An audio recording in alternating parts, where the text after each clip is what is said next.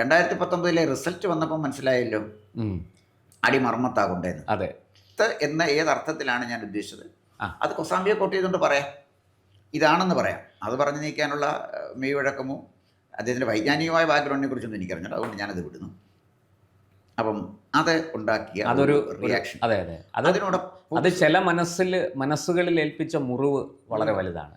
അവരുടെ ഭാര്യ, ഭർത്താവ് അല്ലെങ്കിൽ മക്കളൊക്കെ അമ്പലത്തിലൊക്കെ പോയിക്കോട്ടെ, പക്ഷെ വീട്ടിൽ ഗണപതി ഹോമം നടത്തരുത് എന്നായിരുന്നു പാർട്ടി പ്ലീനത്തിൻ്റെ നിർദ്ദേശം.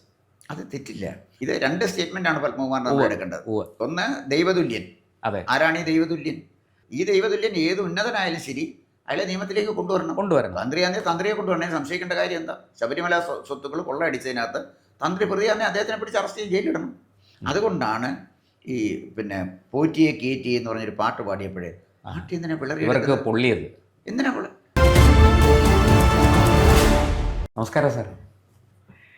സാർ, ഈ നമ്മുടെ ശബരിമല സ്വർണ്ണക്കൊള്ളയുമായി ബന്ധപ്പെട്ട് CPM പുതിയ ചില കാര്യങ്ങൾ പറയുകയാണ്. തദ്ദേശ തെരഞ്ഞെടുപ്പിൽ ഏറ്റ തോൽവി അത് കനത്ത ആഘാതമാണ്, പക്ഷേ അങ്ങനെയല്ല, ഒരു ചെറിയ തിരിച്ചടിയാണ് എന്നൊക്കെയാണ് പാർട്ടി പറയുന്നത്. പക്ഷേ എങ്കിലും കനത്ത ആഘാതമാണെന്ന് അത് വിശകലനം ചെയ്യുന്നവർക്കും പ്രഥമ ദൃഷ്ടിയ നോക്കിക്കാണുന്നവർക്കും മനസ്സിലാകും. അപ്പോൾ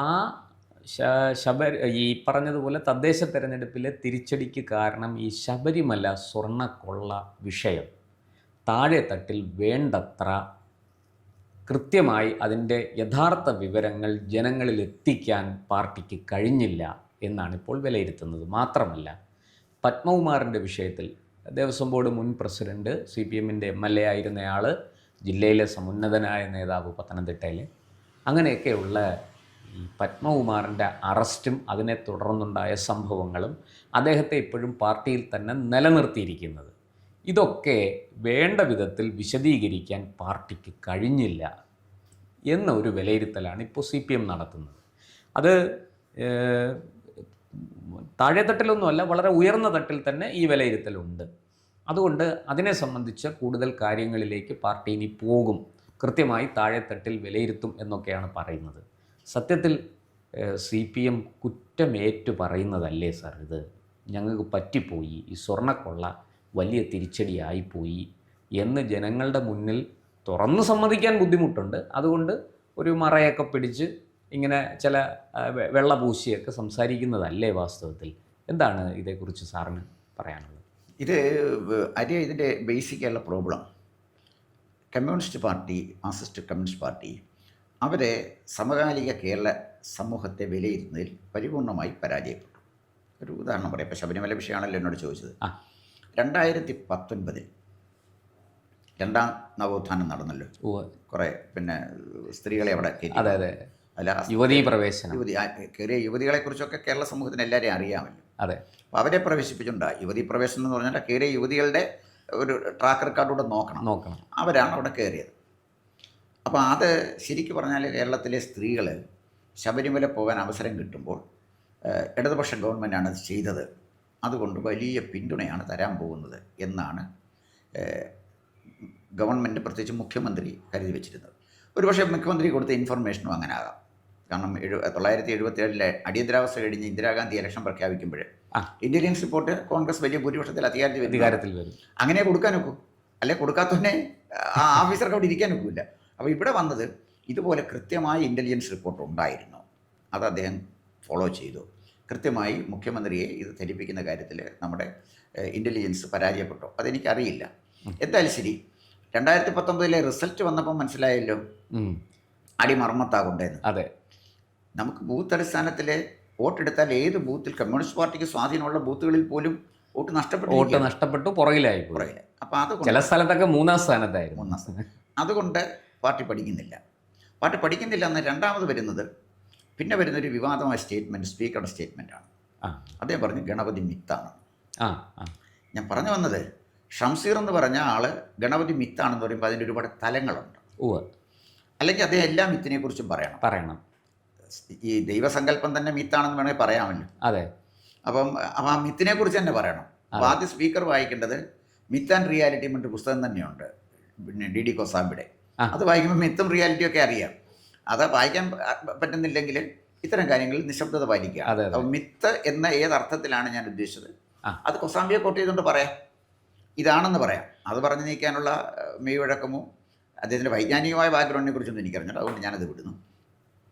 അപ്പം അത് ഉണ്ടാക്കിയ അതൊരു റിയാക്ഷൻ, അതെ അതെ അത് അതിനോടൊപ്പം അത് ചില മനസ്സുകളിൽ ഏൽപ്പിച്ച മുറിവ് വളരെ വലുതാണ്. ഇപ്പം ഗണപതി മിത്താണ് എന്ന് ഗണപതിയെ പൂജിക്കുന്നവർക്ക് ഒരുപക്ഷെ തോന്നുമായിരിക്കാം. ആ.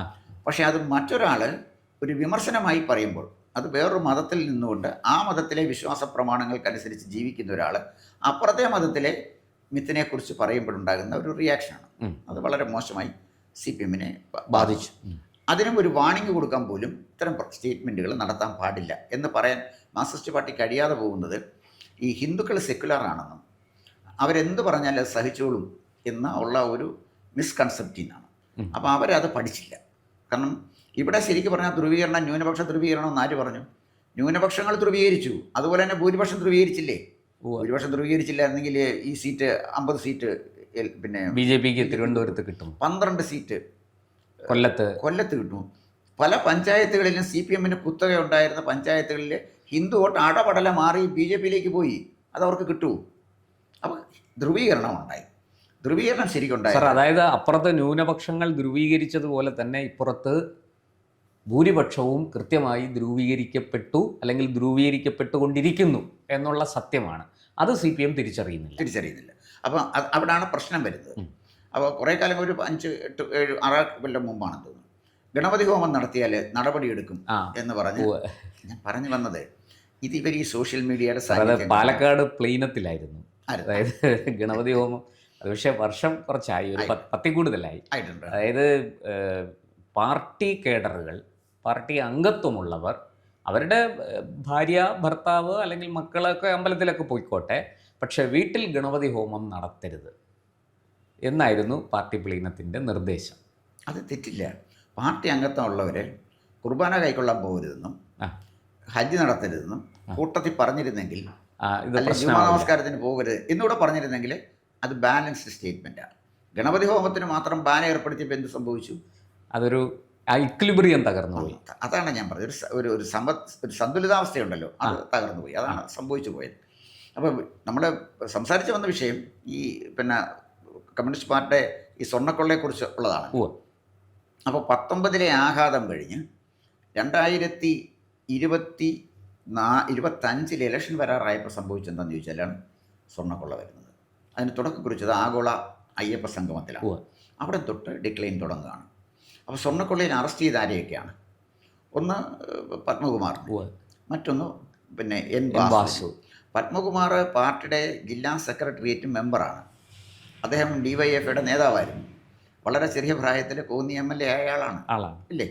എൻ വാസു CPM-ൻ്റെ ഏറ്റവും വിശ്വസ്തനായ പാർട്ടി കേഡറിൽപ്പെട്ട ഒരാളാണ്. അദ്ദേഹം പാർട്ടി കേഡറിൽപ്പെട്ട ഒരാളാണ്. പക്ഷേ നേതൃത്വത്തിന് വളരെ വിശ്വസ്തനുമാണ്.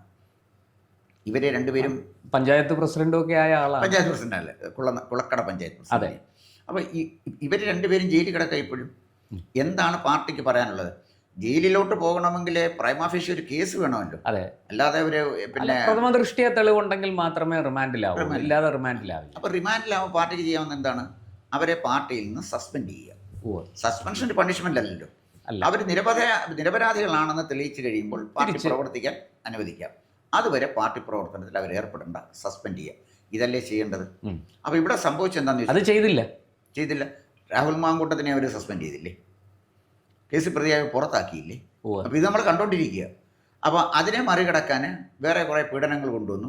അപ്പോൾ എന്താ സംഭവിച്ചത്? ഈ സ്ട്രാറ്റജിക്കലായിട്ടുള്ള പാളിസിയാണ് പറയുന്നത്. ഒരു രാഹുൽ മാങ്കൂട്ടത്തിൻ്റെ പുറകെ CPM പോയപ്പോൾ ഒരുപാട് CPM നേതാക്കന്മാരുടെ പുറകെ കോൺഗ്രസും പോയി, സോഷ്യൽ മീഡിയയും പോയി. ഓരോ കോൺഗ്രസിനെ നേതാവിനെ എടുത്ത് വെച്ച് വിചാരണ ചെയ്യാൻ തുടങ്ങി. ആ നേതാവ് അങ്ങനെയല്ലയോ, ഈ നേതാവ് ഇങ്ങനെയല്ലയോ. അവരുടെ പൂർവ്വകാല ചരിത്രങ്ങളും അവരുടെ പീഡന ചരിത്രങ്ങളും ഒക്കെ കേരളത്തിലെ ജനങ്ങളുടെ മുന്നിൽ അവതരിപ്പിക്കാനല്ലാതെ ഈ മാങ്കൂട്ടത്തിനെ പിടിച്ചുകൊണ്ട് എന്ത് പ്രയോജനം ഇവർക്ക് കിട്ടിയത്? അതങ്ങ് ഇഗ്നോർ ചെയ്താൽ പോലെ, അയാളെ നടപടി എടുക്കും. അല്ലാതെ കേസിന്റെ വഴിക്ക് പോട്ടെ എന്ന് വിചാരിച്ചു എന്ന് പറഞ്ഞാൽ പോലെ. അതാണ് ഞാൻ പറഞ്ഞത്. ഒരു കാലിലെ മന്തുള്ളവനെ രണ്ട് കാലിലും മന്തുള്ളവൻ, ഒരു കാലിൽ മന്തുള്ളവനെ പരിഹസിച്ച ഒരു സ്ഥിതിയിലായല്ലോ എന്തായാലും സംഭവം. സ്വർണ്ണക്കൊള്ളയുടെ കാര്യത്തിൽ വരുമ്പോഴേ പത്മകുമാർ പിന്നെ ജയിലിൽ കിടക്കുന്നു, വാസു ജയിലിൽ കിടക്കുന്നു. അതുപോലെ തന്നെ ഈ അന്വേഷണം നിശ്ചലമായി എന്ന് പൊതുസമൂഹത്തിനും സോഷ്യൽ മീഡിയയ്ക്കും തോന്നിയപ്പോൾ ശക്തമായ ഇടപെടലാണ് ഉണ്ടാകുന്നത്. ശക്തമായ ഇടപെടൽ എന്ന് പറഞ്ഞാൽ ഇത് ജുഡീഷ്യറി എന്ത് ചെയ്യുന്നു, എന്ത് ജുഡീഷ്യറി ഈ മേൽനോട്ടത്തിൽ നടക്കുന്ന ഈ അന്വേഷണത്തിന് ശരിക്കും ജുഡീഷ്യറിയുടെ മേൽനോട്ടം അല്ല, ജനങ്ങളുടെ മേൽനോട്ടത്തിലാണ് ഈ അന്വേഷണം നടക്കുന്നത്. അതാണ് നമ്മൾ മനസ്സിലാക്കേണ്ടത്. അല്ല, സോഷ്യൽ മീഡിയയിലെ ട്രെൻഡ് കണ്ടാൽ നമുക്കത് വ്യക്തമാവും. സോഷ്യൽ മീഡിയയിൽ ഒരു കമൻറ്റ് എഴുതുമ്പോഴേ ആ കമൻറ്റ് എഴുതുന്ന ഒരാൾക്ക് അഡ്രസ്സ് ഉണ്ടല്ലോ. പത്രത്തിൽ പിന്നെ വായിച്ചേച്ച് നമുക്ക് റിയാക്ട് ചെയ്യാൻ ഒക്കത്തില്ല, ദൃശ്യമാധ്യമം കണ്ടേച്ച് നമുക്ക് റിയാക്ട് ചെയ്യാൻ ഒക്കത്തില്ല. പക്ഷേ ഇതിനകത്ത് എഴുതുമ്പോൾ കൃത്യമായി നമുക്ക് ഒരു അഡ്രസ്സ് ഉള്ളവനെ അത് എഴുതാൻ പറ്റും. അത് റിയാക്ഷൻ അപ്പോൾ അത് കൃത്യമായി പഠിച്ച് എന്താണ് പൊതുജനങ്ങളുടെ വികാരമെന്ന് മനസ്സിലാക്കാൻ അവർക്ക് കഴിഞ്ഞിരുന്നുവെങ്കിൽ അവരെ സസ്പെൻഡ് ചെയ്യുകയെങ്കിലും ചെയ്യാമായിരുന്നു. അത് ചെയ്തില്ല. സാർ, മറ്റ് രണ്ടുപേര് അറസ്റ്റിന് കാത്തു നിൽക്കുകയാണ്. KP ശങ്കരദാസും വിജയകുമാറും എപ്പോൾ വേണമെങ്കിലും അറസ്റ്റിലാകാം എന്നുള്ളൊരു ഘട്ടത്തിൽ നിൽക്കുകയാണ്. ഈ സമയത്ത് പാർട്ടി വലിയ പ്രതിരോധത്തിലാണ്. ഇതൊക്കെ പറയുമ്പോഴും പാർട്ടിക്ക് മുന്നിൽ നിൽക്കുന്ന അപകടം വളരെ വ്യക്തമായിട്ട് തന്നെ അറിയാം. അല്ല, അതിൽ നിന്ന് രക്ഷപ്പെടുക എന്നുള്ളതാണ് പ്രശ്നം. അതത്ര എളുപ്പത്തിലുള്ള രക്ഷപ്പെടലല്ല. അപ്പം എന്തുകൊണ്ട് ശങ്കരദാസിനെ വിജയകുമാറിനെ അറസ്റ്റ് ചെയ്യുന്നില്ല? അതും ഒരു വലിയ ചോദ്യമല്ലേ. അതായത് പത്മകുമാർ ദേവസ്വം ബോർഡ് പ്രസിഡന്റ് ആയിരുന്നപ്പോൾ തീരുമാനമെടുത്തതിൽ മെമ്പർമാരാണ് ശങ്കരദാസും വിജയകുമാർ. ഇത് കളക്റ്റീവ് ഡിസിഷനാണ്. അതെ, ക്യാബിനറ്റ് എടുക്കുന്ന പോലെ കളക്റ്റീവ് ഡിസിഷനാണത്. ആ കളക്റ്റീവ് ഡിസിഷൻ എടുത്തതിൽ ഒരാൾ മാത്രം കുഴപ്പക്കാരൻ എന്ന SITക്ക് എങ്ങനെ തോന്നി? ഇവരെ വിളിച്ച് ചോദ്യം ചെയ്യണ്ടേ? ഇവരെ കസ്റ്റഡിയിൽ വെച്ചാലും ഇവരെ കിട്ടത്തില്ലേ? ഇവരെ അറസ്റ്റ് ചെയ്യാനുള്ള തടസ്സം എന്താണ്? ഒന്നിനും ഉത്തരവില്ല. അപ്പോൾ ഇത് SITയുടെ ഒരു വിശ്വാസ്യത പോലും ചോദ്യം ചെയ്യപ്പെടുകയാണ്. 3 പേരുടെ ഒരു കുറ്റകൃത്യം ചെയ്താൽ ഒരാളിനെ മാത്രമായി ജയിലിലിട്ടിട്ട് മറ്റ് 2 പേരെ മാറ്റി നിർത്തുന്നതിൻ്റെ പിന്നിൽ വേറെ ചില നിക്ഷിപ്ത താല്പര്യങ്ങളുണ്ട് എന്ന് പൊതുസമൂഹം തെറ്റിദ്ധരിച്ചാൽ ജനത്തിനെ കുറ്റം പറയാൻ പറ്റില്ലല്ലോ. പത്മകുമാർ എന്താ പറഞ്ഞത്? പത്മകുമാർ കൊടുത്ത സ്റ്റേറ്റ്മെൻറ്റിൽ എന്നാണ് പറയുന്നത്? ഇത് ഞാൻ മാത്രം വിചാരിച്ചാൽ നടക്കില്ലല്ലോ. ഇത് 2 സ്റ്റേറ്റ്മെൻറ്റാണ് പത്മകുമാർ നമ്മൾ എടുക്കേണ്ടത്. ഒന്ന്, ദൈവതുല്യൻ. ആരാണ് ഈ ദൈവതുല്യൻ? അങ്ങനെ ഒരു ദൈവതുല്യൻ ശബരിമലയിൽ ഇരുന്ന് അയ്യപ്പനെ കാട്ടി വലിയ ദൈവതുല്യനുണ്ടോ? ശബരിമല പോകുന്നത് തന്ത്രിയെ കാണാനല്ല, പോറ്റിയെ കാണാനുമല്ല, അയ്യപ്പനെ കാണാനാണ്. അപ്പൊ അയ്യപ്പന്റെ മുകളിൽ പിന്നെ പത്മകുമാർ കണ്ട അയ്യപ്പനെ നിയന്ത്രിക്കുന്ന ഒരു ശക്തിയോ? ആ ദൈവതുല്യനാരാണ്? അയാളെ സമൂഹം ഒന്ന് അറിയണ്ടേ? ഈ ദൈവതുല്യം എന്ന് പറഞ്ഞല്ലോ ചെയ്തത്. ഈ ദൈവതുല്യൻ ഏത് ഉന്നതനായാലും ശരി അയാളെ നിയമത്തിലേക്ക് കൊണ്ടുവരണം. തന്ത്രിയാണെങ്കിൽ തന്ത്രിയെ കൊണ്ടുവരണേ. സംശയിക്കേണ്ട കാര്യം എന്താ? ശബരിമല സ്വത്തുക്കൾ കൊള്ളയടിച്ചതിനകത്ത് തന്ത്രി പ്രതിയാന്നെ അദ്ദേഹത്തിനെ പിടിച്ച് അറസ്റ്റ് ചെയ്ത് ജയിലിടണം. അതിനകത്ത് എന്ത് തടസ്സം? ഇത് ശങ്കരാചാര്യനെ ജയിലിട്ട രാജ്യമല്ലേ ഇത്? ശങ്കരാചാര്യ ജയിലിട്ടില്ലേ? അതുകൊണ്ട് തന്ത്രിക്ക് പിന്നെ അപ്രാപ്യമായ ഒരു കാര്യമൊന്നുമല്ല, അദ്ദേഹത്തിന് ജയിലിലോട്ട് പോകാവുന്ന കാര്യമുള്ളൂ കുറ്റം ചെയ്തിട്ടുണ്ടെങ്കിൽ. അപ്പം പത്മകുമാർ പറഞ്ഞ് ദൈവതുല്യൻ ആരാണ് എന്ന് പരിശോധിക്കേണ്ട ഉത്തരവാദിത്തം SITക്കുണ്ട്. ആ ദൈവതുല്യനെ കണ്ടെത്താൻ SITക്ക് കഴിഞ്ഞില്ലെങ്കിൽ അത് പരാജയമാണ്, അന്വേഷണത്തിലെ പരാജയം. അത് SITയുടെ മാത്രം പരാജയമാണോ സാർ? അത് സർക്കാരിൻ്റെ കൂടി പരാജയമല്ലേ? അല്ല, സർക്കാരിൻ്റെ ഈ കേസ് അന്വേഷണത്തിലെ നേരിട്ട് ഹൈക്കോടതിയുടെ നിയന്ത്രണത്തിലാണ് നടക്കുന്നത്. SIT റിപ്പോർട്ട് ചെയ്യേണ്ടത് ഹൈക്കോടതിയുടെ ദേവസ്വം ബെഞ്ചിലാണ്. അപ്പോൾ ദേവസ്വം ബെഞ്ച് ഈ കാര്യങ്ങൾ പരിഗണിക്കുന്നുണ്ടോ ഇല്ലയോ എന്നാണ് നമ്മൾ അറിയുന്നത്. അല്ലാതെ ആഭ്യന്തരമന്ത്രിയുടെ നിയന്ത്രണത്തിലല്ല ഈ കേസ് അന്വേഷണം നടന്നത്. അഥവാ ആഭ്യന്തരമന്ത്രിയുടെ നിയന്ത്രണത്തിൽ ഈ കേസ് അന്വേഷണം ഗവൺമെൻറ് നിയന്ത്രണത്തിലേക്ക് പോയി എന്ന് പറയാൻ അർത്ഥം കോടതിയുടെ ഇൻ്റർവെൻഷൻ കൊണ്ട് പ്രയോജനം ഉണ്ടായില്ലെന്ന്. അവിടെ പരാജയപ്പെടുന്ന കോടതിയല്ലേ. ഞങ്ങൾ നേരിട്ട് മേൽനോട്ടം നടത്തി അന്വേഷണം നടത്തുമെന്ന് പറഞ്ഞ ഒരു കേസ് ഹൈക്കോടതിക്ക് അത് ചെയ്യാൻ പറ്റിയില്ലെങ്കിൽ അത് തീർച്ചയായും വിജയം, കോടതി പരാജയമല്ലേ. വന്നിൽ ഇത് സംഭവം നടന്നുകൊണ്ടിരിക്കുന്നല്ലേ ഉള്ളൂ. പക്ഷേ എങ്കിലും ഇവരെ 2 പേരെയും ഇപ്പോഴും പോലീസ് അറസ്റ്റ് ചെയ്യാത്തതിൻ്റെ കാരണങ്ങൾ ദുരൂഹമാണെന്നാണ് ഞാൻ പറയുന്നത്. ഒന്നിച്ച് കുറ്റം ചെയ്ത ആളുകളിൽ പിന്നെ ഈ പറഞ്ഞ ദൈവതുല്യനും. അപ്പോൾ ഇങ്ങനെ നമ്മൾ പരിശോധിച്ച് നോക്കും. ഇത് രണ്ടും വാസ്തവത്തിൽ പത്മകുമാറിൻ്റെ വെളിപ്പെടുത്തലാണ്. ഇത് രണ്ടും പ്രതിരോധത്തിലാക്കിയത് പത്മകുമാറാണ്. അത് മാത്രമല്ല, പത്മകുമാർ പ്രതിരോധത്തിലാക്കിയിരിക്കുന്നത് എന്നെ തൊട്ടാൽ പലരും വീഴും എന്ന് പറഞ്ഞല്ലോ. അത് അന്ന് ദേവസ്വം മന്ത്രിയായിരുന്ന ആൾ ഉൾപ്പെടെയുള്ളവരെ ലക്ഷ്യമിട്ടുകൊണ്ടാണ് ആ പ്രസ്താവന വന്നതെന്നും ഒരു വ്യാഖ്യാനമുണ്ട്. അല്ല, അതിൻ്റെ ഒരു പ്രോബ്ലം ഈ കേസിൻ്റെ പോക്ക് കണ്ടിട്ട് നമ്മൾ ഈ സുഭാഷ് കപൂറിനെ പോലെയുള്ള വിഗ്രഹക്കടത്തുകാരി ഇതിനകത്തുണ്ട് സംശയിക്കുന്നു. ഇപ്പം ഡി മണി പിന്നെ ദാവൂദ് മണി എന്ന് പറയുന്നു, ഡിണ്ടിഗൽ മണി എന്ന് പറയുന്നു, ബാലമുരുകൻ. അപ്പോൾ പല അവതാരത്തിൽ അവതരിച്ച ഒരു തമിഴൻ അണ്ണാച്ചി കൂടെ ഇപ്പോൾ വന്നിട്ടുണ്ട്. അപ്പോൾ പുള്ളിയുടെ പരിപാടിയും സ്വർണവും വിഗ്രഹ കടത്തുമൊക്കെയാണെന്ന് പറയുന്നു. അങ്ങനെ വന്നാൽ ഈ കേസിൻ്റെ ഡയമെൻഷൻ പിന്നെയും മാറുകയാണ് ചെയ്യുന്നത്. അങ്ങനെ വരുമ്പോഴേ എന്തായാലും ഒരു കാര്യം വളരെ തീർച്ചയാണ് പ്രശാന്തി, ഈ ശബരിമല നടന്ന ഈ സ്വർണ്ണക്കൊള്ള കമ്മ്യൂണിസ്റ്റ് പാർട്ടിയെ വല്ലാതെ പ്രതികൂലമായി ബാധിച്ചു. അതുകൊണ്ടാണ് ഈ പിന്നെ പോറ്റിയെ കീറ്റി എന്ന് പറഞ്ഞൊരു പാട്ട് പാടിയപ്പോഴേ പാർട്ടി എന്തിനാ ഇവർക്ക് പൊള്ളിയത്. എന്തിനാ ഈ പാർട്ടി വളർന്ന് എങ്ങനെയാണ് ബലികുടീരങ്ങളെ എന്നുള്ള പാട്ട്, അതെ, സർവ്വരാജ്യ തൊഴിലാളികളെ സംഘടിപ്പിക്കും എന്നുള്ള പാട്ട്. എൻ്റെ ചെറുപ്പത്തിലൊക്കെ ഈ സർവ്വരാജ്യ തൊഴിലാളികളെ സംഘടിക്കാൻ കുടീരങ്ങളെ ഇതൊക്കെയാണ് പാർട്ടി സമ്മേളനങ്ങളിൽ വെക്കുന്നത്. അപ്പം അതൊക്കെ ആ പാട്ടുകളിലൂടെയും നാടകത്തിലൂടെയും വളർന്നു വന്ന ഒരു പ്രസ്ഥാനം ആരോ എഴുതിയ ഒരു ചെറിയ പാട്ടിൻ്റെ മുന്നിൽ, ഒരു പാരടിപ്പാട്ടിൻ്റെ മുന്നിൽ മാത്രം നിൽക്കുന്നു എന്ന് പറഞ്ഞാൽ അതിനർത്ഥം പാർട്ടി ഭയക്കുന്നു എന്നാണ്. അപ്പോൾ ശബരിമല വിഷയം ചർച്ച ചെയ്യുന്നതിൽ പോലും പാർട്ടിക്ക് ഭയമുണ്ട് എന്ന് വരുന്നത്. പരമാവധി ഇതിൽ നിന്ന് ഒഴിയാൻ അവർ ശ്രമിക്കുന്നു. അപ്പോൾ സാർ, അങ്ങനെയാണെങ്കിൽ ഒരു ചോദ്യം കൂടി. ഈ ഇപ്പോൾ CPM പറഞ്ഞതിനകത്ത് വാസ്തവത്തിൽ അത് ഉള്ളിത്തട്ടി പറഞ്ഞതാണോ? ഒരുതരം കുറ്റമേൽക്കൽ അതിനകത്തുണ്ടെങ്കിലും ഈ പറഞ്ഞതുപോലെ താഴെ തട്ടിൽ അത് വിശദീകരിക്കുന്നതിൽ പാർട്ടി പരാജയപ്പെട്ടു എന്നൊക്കെ പറയുന്നത് വാസ്തവത്തിൽ അത് വളരെ കൃത്യമായിട്ട് ശ്രദ്ധ എങ്ങോട്ടൊക്കെയോ തിരിച്ചുവിടാൻ വേണ്ടിയിട്ടുള്ളൊരു ശ്രമമായിട്ടല്ലേ അതിനെ കാണേണ്ടത്? പ്രശാന്തി, ശ്രദ്ധ തിരിച്ചുവിടൽ അസാധ്യമാണ്. അതാണ് ഞാൻ പറഞ്ഞത്. പഴയ കാലത്ത് പറ്റുമായിരുന്നു. ഇന്ന് മനോരമയും മാതൃഭൂമിക്ക് എന്തെങ്കിലും കൊടുത്താൽ മതി, അതിന് അവരുടെ മുതലാളിമാർക്ക് എന്തെങ്കിലും കൊടുത്താൽ ആ പ്രശ്നം അങ്ങ് തീരും.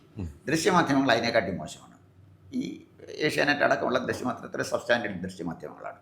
അപ്പം ഇവരെയൊക്കെ ഗവൺമെൻറ് കൈകാര്യം ചെയ്യാനും ഗവൺമെൻറ് കൈകാര്യം ചെയ്യാൻ കഴിയാതെ പോകുന്നത് സോഷ്യൽ മീഡിയ. കേരളത്തിലെ എത്ര പേർക്ക് പിന്നെ സ്മാർട്ട് ഫോൺ ഉണ്ടോ അത്രയും പത്രാധിപന്മാരാണ് കേരളത്തിലുള്ളത്. അതാണ് എൻ്റെ ഗതികേട്. ഇവരെല്ലാം കൂടെ നിയന്ത്രിച്ചിട്ട് വരാൻ ഒക്കും, അതിന് ബാൻ ഏർപ്പെടുത്താൻ ഒക്കും, അത് ചെയ്യാൻ പറ്റും, ഒന്നും ചെയ്യാൻ സാധിക്കും. അപ്പോൾ അതാണ് പാർട്ടി എത്തിയിരിക്കുന്ന ഒരു വലിയൊരു ബുദ്ധിമുട്ട്. പിന്നെ ഒരു കാര്യം ഞാൻ പറയാം, ശബരിമല സ്വർണ്ണ വിഷയം കൊണ്ട് മാത്രം സംഭവിച്ച ഒന്നാണ് എന്ന് ഒരു പൊളിറ്റിക്കൽ ഒബ്സർവർ എന്നുള്ളതിൽ ഞാൻ കരുതുന്നില്ല. ഒരിക്കലും ശബരിമല സ്വർണ്ണക്കൊള്ള കൊണ്ട് മാത്രം സംഭവിച്ച പരാജയമാണ് ഇതെന്ന് കരുതുന്നില്ല. അത് ഇതിൻ്റെ ആഘാതം കൂട്ടിയെന്ന് മാത്രമേ ഉള്ളൂ. ശരിക്കും പരാജയം, ഭരണവിരുദ്ധ വികാരം കേരളത്തിൽ വളരെ ശക്തമായിട്ടുണ്ട്. അത് പ്രശാന്ത് എടുത്തു. സാർ, ഒരു സംശയം കൂടി. സത്യത്തിൽ അത് ഞാൻ ചോദിക്കുന്നത് വ്യക്തിപരമായിട്ടല്ല, ഒരു പത്രപ്രവർത്തകൻ്റെ ആകാംക്ഷ കൂടി ഇതിനകത്തുണ്ടെന്ന് കരുതിക്കോണേ. ഒരു ഭരണവിരുദ്ധ വികാരത്തെക്കാൾ കുറെ കൂടി മുഴച്ചു നിൽക്കുന്നത് ഒരു പിണറായി വിരുദ്ധ വികാരം അല്ലേ വാസ്തവത്തിൽ? അങ്ങനെ നമുക്ക് പറയാൻ സാധിക്കും? അല്ല, പിണറായി വിരുദ്ധ വികാരം കേരളത്തിലുണ്ടെന്നുള്ളതൊരു വാസ്തവമാണ്. പക്ഷേ പിണറായി വിരുദ്ധ വികാരം നിൽക്കുമ്പോൾ തന്നെ ആ ക്യാബിനറ്റിൽ കൊള്ളാവുന്ന ഒരു മന്ത്രി ഉണ്ടായിരുന്നെങ്കിൽ അതിനകത്ത് ഒരു പക്ഷേ വകയുണ്ടായിരുന്നു. രണ്ട്, പിണറായി മാത്രമാണോ ഈ ഗവൺമെൻറ് നിയന്ത്രിക്കുന്നത്? അല്ല, CPI ഇല്ലേ? അതിനൊരു ലോക കമ്മ്യൂണിസ്റ്റ് അരച്ച് കലക്കി കുടിച്ച ഒരു നേതാവുണ്ടല്ലോ, ബിനോയ് വിശ്വം, ഇല്ലേ? അദ്ദേഹത്തിൻ്റെ റോൾ എന്താണ്? അദ്ദേഹം PM ശ്രീ എന്ന് പറഞ്ഞൊരു പദ്ധതി നടപ്പിലാക്കണ്ടെന്ന് പറഞ്ഞു. അതെത്രമാത്രം ഡാമേജ് ചെയ്തു ഇതിനെ? ഭരണവിരുദ്ധ വിദ്യാഭ്യാസ മേഖലയിൽ, പൊതുവിദ്യാഭ്യാസ മേഖലയിൽ വലിയ നഷ്ടമാണ് അത് ഉണ്ടാക്കാൻ പോകുന്നത്. അപ്പോൾ ഈ പരാജയത്തിൻ്റെ കാര്യം നമ്മൾ നോക്കുമ്പോൾ അടിസ്ഥാനപരമായി പരാജയത്തിൻ്റെ കാരണം ഭരണവിരുദ്ധ വികാരം തന്നെയാണ്. രണ്ടാമത്തെ കാരണം ഈ പറഞ്ഞ പോലെ സ്വർണ്ണക്കൊള്ളയാണ്. മൂന്നാമത്തെ കാരണം ഈ PM ശ്രീ എന്ന് പറഞ്ഞ പദ്ധതി അനാവശ്യമായി പൊതുസമൂഹത്തിലേക്ക് കൊണ്ടുവന്ന് ഈ വലിയൊരു കമ്മ്യൂണിസ്റ്റ് ആകാൻ കമ്മ്യൂണിസ്റ്റ് അല്ലാത്ത ബിനോയ് വിശ്വം ശ്രമിച്ചതാണ്. കമ്മ്യൂണിസ്റ്റായ ബിനോയ് വിശ്വം ശ്രമിച്ചായിരുന്നെങ്കിൽ നമുക്കത് മനസ്സിലാകും. കമ്മ്യൂണിസ്റ്റുകാരനല്ലാത്ത ബിനോയ് വിശ്വം അതിന് ശ്രമിച്ചതും ഈ ഗവൺമെൻറ്റിനെ പരാജയത്തിൻ്റെ അതായത് ഈ പിന്നെ തദ്ദേശ സ്വയംഭരണ സ്ഥാപനങ്ങളിലേക്കുള്ള തെരഞ്ഞെടുപ്പിൻ്റെ ആഘാതം വർദ്ധിപ്പിച്ച പല ഘടകങ്ങൾ ആണ് ഉള്ളതെന്നാണ് എൻ്റെ അഭിപ്രായം. എന്തായാലും ഇപ്പോൾ CPM ഈ പറഞ്ഞതുപോലെ പരാജയത്തിൻ്റെ കാരണങ്ങൾ ഇങ്ങനെ ഒന്നൊന്നായിട്ട് നിരത്തുകയാണ്. ഇത് എവിടം വരെ പോവും എന്ന് നമുക്കറിയില്ല. അസംഖ്യം എന്നൊക്കെ പറഞ്ഞ് ഇപ്പം വിലയിരുത്താനേ നമുക്ക് കഴിയുള്ളൂ. പക്ഷെ പാർട്ടി തിരിച്ചറിഞ്ഞു, വീഴ്ച ഒരു പടുകുഴിയിലേക്കാണ് വീണിരിക്കുന്നത്. ഇനി ഇവിടുന്ന് എങ്ങനെ കയറും എന്നൊരു ചോദ്യമാണ് ഇപ്പോൾ പാർട്ടിയുടെ മുന്നിൽ, LDFൻ്റെ മുന്നിൽ ഒക്കെ ഉയരുന്നത്. അതിൽ നിന്ന് പിടിച്ചു കയറാൻ, ആ കുഴിയിൽ നിന്ന് എങ്ങനെയെങ്കിലും ഒന്ന് പുറത്തു ചാടാനുള്ള കഠിന പരിശ്രമത്തിലാണ് പാർട്ടി ഇപ്പോൾ. അത് നമുക്ക് ഈ പറഞ്ഞതുപോലെ ഇപ്പോൾ സ്വർണ്ണക്കൊള്ളയാണെങ്കിൽ നാളെ മറ്റൊരു വിഷയം എടുത്ത് മുന്നിൽ വെച്ച്. അതെ, പറഞ്ഞപ്പോൾ വീണ് കിടക്കുന്നു എന്ന് പറഞ്ഞപ്പോഴേ ഗാന്ധാരി വിലാപം എനിക്ക് ഓർമ്മ വരുന്നത്. വീണിതല്ലോ കിടക്കുന്നു ധരണയിൽ അയ്യോ ശിവശിവ എന്ന് പറഞ്ഞു. ആ യുദ്ധഭൂമിയിൽ നിന്ന് എണീക്കാൻ പറ്റിയില്ല. അതെ അല്ലേ? അതെ. അപ്പോൾ അത് യുദ്ധഭൂമിയിൽ വീണ് പോയാൽ ബംഗാൾ മുന്നിലുണ്ട്, ത്രിപുര മുന്നിലുണ്ട്. അപ്പോൾ അതുകൊണ്ട് വീഴ്ച 2026 പറ്റിയാൽ അതിൽ നിന്ന് ആഘാതത്തിൽ നിന്ന് എണീക്കുക അത്ര എളുപ്പമാണെന്ന് എനിക്ക് തോന്നുന്നില്ല. തീർച്ചയായിട്ടും സാർ, നമുക്ക് കൂടുതൽ വിവരങ്ങളുമായിട്ട് പിന്നാലെ വരാം. നന്ദി. കൂടുതൽ വാർത്തകളും വിശേഷങ്ങളും നേരിട്ട് ലഭിക്കാൻ ജനങ്ങളിൽ നിന്ന് ജനങ്ങളിലേക്ക് ജനഭൂമി ന്യൂസ് സബ്സ്ക്രൈബ് ചെയ്യൂ. ബെൽ ബട്ടൺ അമർത്താനും മറക്കരുത്.